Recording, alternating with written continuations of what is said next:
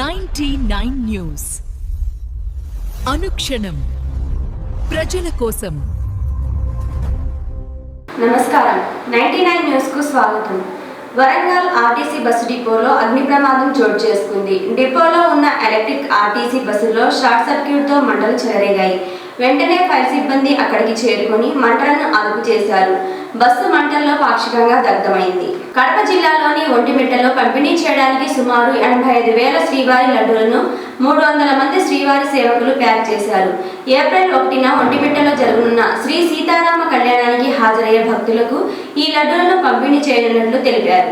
నిన్నటి నుంచి చూస్తున్న ఈ లొల్లేంది అంటూ బీఆర్ఎస్ నేతలపై పాలకుర్తి ఎమ్మెల్యే యశస్విని రెడ్డి ఘాటు వ్యాఖ్యలు చేశారు. అసెంబ్లీలో మాట్లాడిన ఆమె ప్రత్యర్థి నాయకుల ఆరోపణలకు ఒక్కొక్కటిగా కౌంటర్ ఇస్తూ తనదైన శైలిలో స్పందించారు. ఈ సందర్భంగా ఆమె మాట్లాడుతూ కడియం శ్రీహరి తమ అందరికీ తండ్రి లాంటి వారని, ఆయన మార్గదర్శకంతోనే రాజకీయంగా ముందుకు సాగుతున్నామని తెలిపారు. అలాగే గత 10 ఏళ్ల పాలనపై తీవ్ర విమర్శలు గుప్పించారు. ఆ కాలంలో జరిగిన కార్యకలాపాలపై సమగ్ర విచారణ జరపాలని, ప్రజల సొమ్మును లూటీ చేసింది ఎవరో ప్రజలకు తెలియాల్సిన అవసరం ఉందన్నారు. వారి దౌర్జన్య పాలన సీఎం రేవంత్ రెడ్డి నాయకత్వంలో ప్రజాపాలన కొనసాగుతుంది అంటూ స్పష్టం చేశారు. యశస్విని రెడ్డి చేసిన ఈ వ్యాఖ్యలు అసెంబ్లీలో చర్చనీయాంశంగా మారగా రాజకీయ వర్గాల్లో కూడా హాట్ టాపిక్ గా నిలిచాయి. తెలుగుదేశం పార్టీ ఆవిర్భావ దినోత్సవం తెలుగింటి పండుగల పసుపు జెండాల రెపరెపల మధ్య సంబరంలా సాగింది. వ్యవస్థాపక అధ్యక్షులు దివంగత నందమూరి తారక రామారావు విగ్రహానికి పూలమాలలు వేసి నివాళులు అర్పించిన అనంతరం ఆవిర్భావ దినోత్సవాన్ని నిర్వహించారు. టీడీపీ జాతీయ అధ్యక్షుడు నారా చంద్రబాబు నాయుడు, టీడీపీ ఏపీ అధ్యక్షుడు పల్లా శ్రీనివాసరావు, టీడీపీ జాతీయ ప్రధాన కార్యదర్శి నారా లోకేష్, పార్టీ కోసం అంకిత భావంతో పనిచేసిన కార్యకర్తలను తెలుగుదేశం పార్టీ ఆవిర్భావ దినోత్సవానికి ముఖ్య అతిథులుగా వేదికపైకి ఆహ్వానించి గౌరవించారు.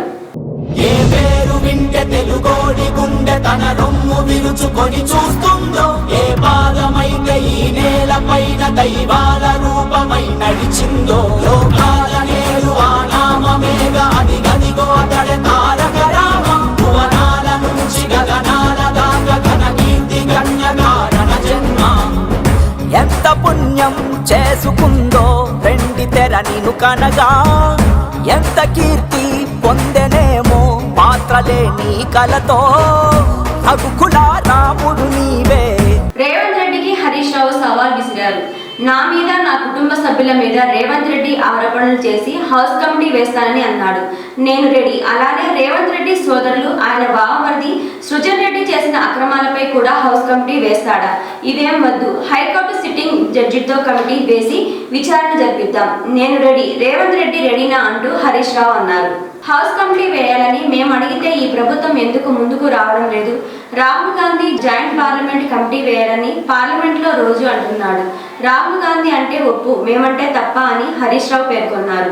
వైఎస్ఆర్ కాంగ్రెస్ పార్టీ పల్నాడు జిల్లా అధ్యక్షులు శ్రీ పిన్నెల్లి రామకృష్ణారెడ్డిపై కూటమి ప్రభుత్వం బనాయించిన అక్రమ కేసులో అరెస్ట్ అయి బెయిల్పై విడుదలైన సందర్భంగా హైదరాబాద్ తన నివాసంలో మర్యాదపూర్వకంగా కలిసిన సాతాల గోపాల్, కుత్బుల్లాపూర్ నియోజకవర్గం వైఎస్ఆర్సీపీ నాయకులు రాజశేఖర్ రెడ్డి, మురళీ నాయక్, వైఎస్ఆర్సీపీ ఎస్టీ సెల్ రాష్ట్ర కార్యదర్శి మాధవరెడ్డి తదితరులు పాల్గొన్నారు. గడిచిన 10 సంవత్సరాల్లో ఉద్యమకారులను గౌరవించలేదు. మాలాంటి ఉద్యమకారులపై అనేక కేసులు పెట్టారు. బాధ్యత లేని, విలువలు లేని రాజకీయాలు ఈ రాష్ట్రంలో చేస్తున్నారంటూ ప్రభుత్వ విప్ నకిరేకల్ శాసనసభ్యులు వేముల వీరేశం తెలిపారు. గన్ పార్క్ వద్ద బీఆర్ఎస్ ఎమ్మెల్సీల నిరసన, పొంగులేటి శ్రీనివాసరెడ్డి అవినీతి అక్రమాలపై హౌసింగ్ కమిటీ వేసి బర్తరఫ్ చేయాలని డిమాండ్ చేశారు. పొంగులేటి కాదు పొంగు లూటి అంటూ నినాదాలు చేశారు.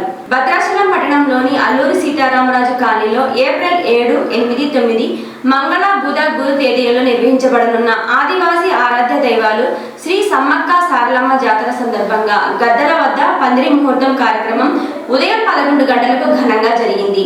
ఈ కార్యక్రమాన్ని భద్రాచలం సర్పంచ్ శ్రీ పూనం కృష్ణ ప్రారంభించారు.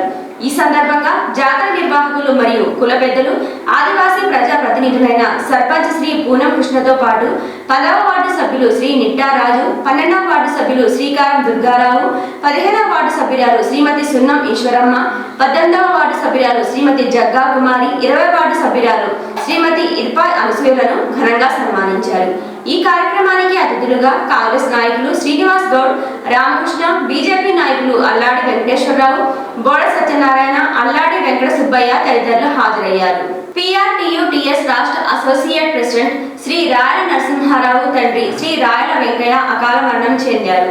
వారి కుటుంబ సభ్యులను వారి స్వగృహం కొణిజర్లలో శ్రీ ఏలూరు శ్రీనివాసరావు TGO రాష్ట్ర అధ్యక్షులు, TGEJAC సెక్రటరీ, జనరల్ TGO జిల్లా కార్యదర్శి మోదుగు వేలాద్రి, TGO మాజీ అధ్యక్షులు కాస్తాల సత్యనారాయణ కలిసి సంతాపం తెలియజేశారు. వారి కుటుంబ సభ్యులకు మనోధైర్యం కల్పించారు. ఈ కార్యక్రమంలో శ్రీ కొడత ఉమాశంకర్, శ్రీ నెల్లూరి రమేష్, శ్రీ చెరుకుమల్లి తిరుమలరావు పాల్గొన్నారు. రాష్ట్ర ముఖ్యమంత్రి రేవంత్ రెడ్డి సొంత నియోజకవర్గమైన కొడంగల్ నియోజకవర్గానికి చెందిన రైతులు మరియు అధికారులు అశ్వరావుపేట మరియు దమ్మపేట మండలాల్లో పర్యటించనున్నారు. కొడంగల్ రైతులు మరియు అధికారులు ఆయా మండలాల్లోని పామాయిల్ పంట సాగు, ఉద్యానవన పంట రైతులను పరిశీలించనున్నారు. పామాయిల్ పంట సాగు విస్తీర్ణంలో తెలంగాణను దేశంలోనే నెంబర్ 1గా చేయాలనే లక్ష్యంతో ఉన్న ప్రభుత్వం ఆ దిశగా రైతులను ప్రోత్సహిస్తుంది. నర్మెట్ల బహిరంగ సభలో మంత్రి తుమ్మలకు విన్నపం చేసిన ముఖ్యమంత్రి రేవంత్ గత వారం రోజుల క్రితం సిద్దిపేట నియోజకవర్గంలో నర్మెట్టలో పామాయిల్ ఫ్యాక్టరీ ప్రారంభోత్సవ సందర్భంగా ఇలాంటి ఫ్యాక్టరీని తన నియోజకవర్గమైన కొడంగల్లో కూడా ప్రారంభించాలని, అందుకు తగిన విధంగా ఏర్పాటు చేయాలని ముఖ్యమంత్రి రేవంత్ రెడ్డి మంత్రి తుమ్మలను కోరారు. ఈ వార్తలు ఇంతటితో సమాప్తం. 99 న్యూస్ అనుక్షణం ప్రజల కోసం.